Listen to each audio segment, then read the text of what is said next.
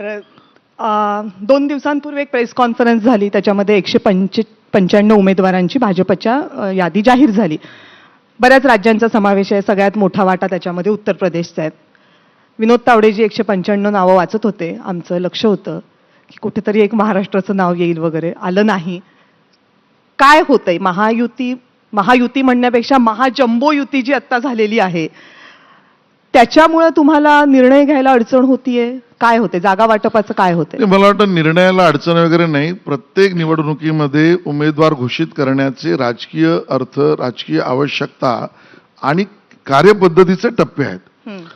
आणि मग कार्यपद्धतीच्या टप्प्यामध्ये ज्या राज्यांच्या बाबतीमध्ये अगोदर चर्चा पूर्ण झाली आणि स्वाभाविकता तुम्ही बघाल तर त्यातले सर्वाधिक राज्य जिथे भाजप तसा मित्रपक्षाशी अलायन्स पूर्ण झालाय किंवा भाजप एकटा लढतोय अशा राज्यांच्या तिकिटांचा निर्णय झाला.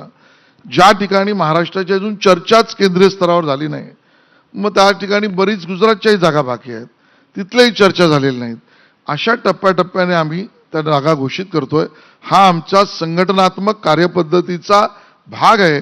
यातनं राजकीय काही अर्थ काढणं हा बालिशपणाच आहे. जे काल उद्धवजींनी केलं ते आपण करणार नाही अशी माझी अपेक्षा आहे.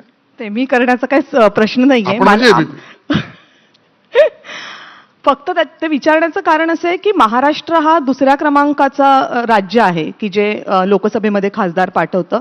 तर जेव्हा 195 जागा जाहीर होतात त्यावेळेस महाराष्ट्रातला एकही नसण्याचं काही एक्सप्लेनेशन ही येत नाही. मी सांगितलं ना, असे आमचं अजून महाराष्ट्रातच चर्चा झाली नाही.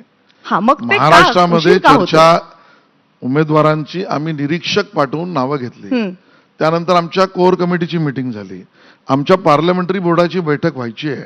ती न होण्याचं स्वाभाविक कारण असं आहे, आमच्याबरोबर अजून 2-4 आमचे मित्र आहेत, आमचे पार्टनर आहेत. त्यांचंही म्हणणं जे आहे त्या ठिकाणी पूर्ण करायचं आहे. त्याबद्दलच्या बैठका केंद्रीय नेतृत्वाबद्दल होणार आहेत. त्या झाल्या की त्यांच्या जागा ठरतील, आमच्या जागा ठरतील. मग त्याप्रमाणे प्रत्येक उमेदवार ठरेल.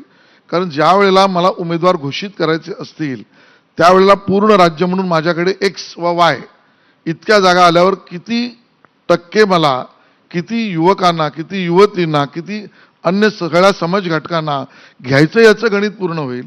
आणि म्हणून हा राजकीय कार्यपद्धतीचा टप्पा आहे, यापेक्षा वेगळं काही नाही.